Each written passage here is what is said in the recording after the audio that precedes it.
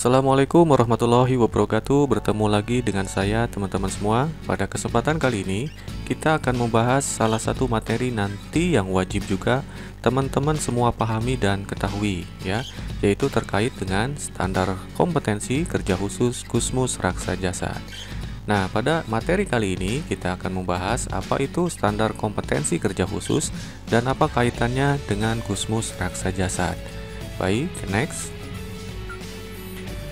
Nah, teman-teman semua ya, di sini kita akan membahas dulu definisi-definisi pentingnya supaya nanti rekan-rekan memahami dan tahu apa itu standar kompetensi kerja khusus. Yang pertama di sini, standar kompetensi kerja khusus adalah rumusan kemampuan kerja yang mencakup aspek pengetahuan, keterampilan dan atau keahlian serta sikap kerja yang relevan dengan pelaksanaan tugas dan syarat jabatan yang ditetapkan sesuai dengan ketentuan peraturan perundang-undangan yang berlaku.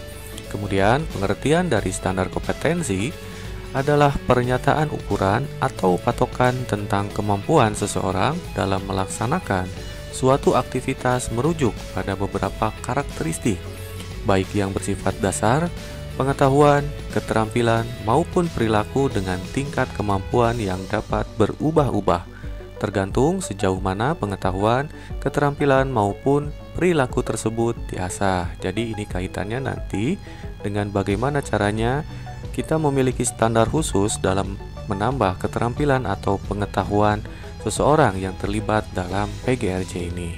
Baik teman-teman, next. Ya, kemudian definisi-definisi yang selanjutnya yaitu unit kompetensi. Nah, ini merupakan bentuk pernyataan terhadap tugas atau pekerjaan yang merupakan bagian dari standar kompetensi kerja.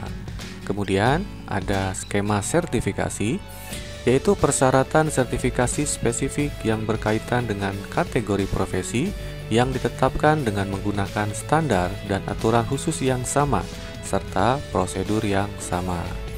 Selanjutnya, nah ini adalah peta kompetensi dari peta kompetensi dari Gusmus Raksa Jasa. Peta kompetensi merupakan gambaran komprehensif tentang kompetensi dari setiap fungsi dalam suatu lapangan usaha yang akan dipergunakan sebagai acuan dalam menyusun standar kompetensi. Nah, untuk kompetensi Gusmus Raksa Jasa sendiri ya teman-teman, kita bagi menjadi 4 level, mulai dari level basic, kemudian juga advance, profesional dan juga master. Selanjutnya di sini kita akan bahas lebih dalam.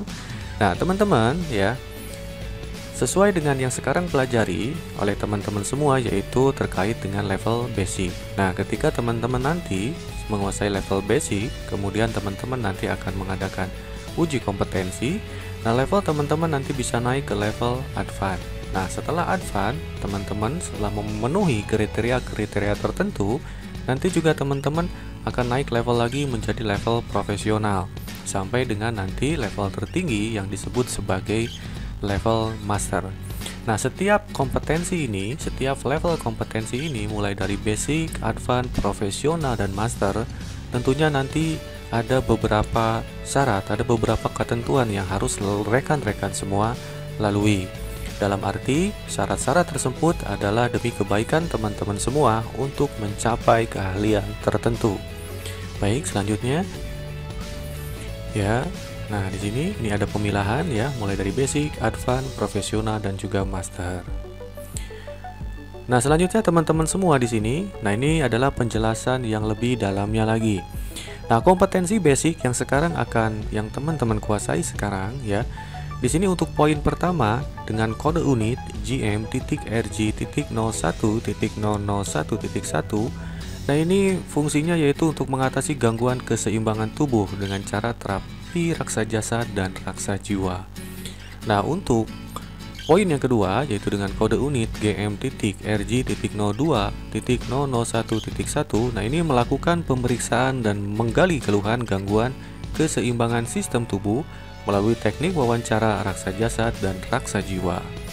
Kemudian juga untuk poin yang ketiga, nah ini dengan kode unit JM.RG.03.001.1. yaitu melakukan terapi terpadu GM untuk mengatasi gangguan keseimbangan tubuh.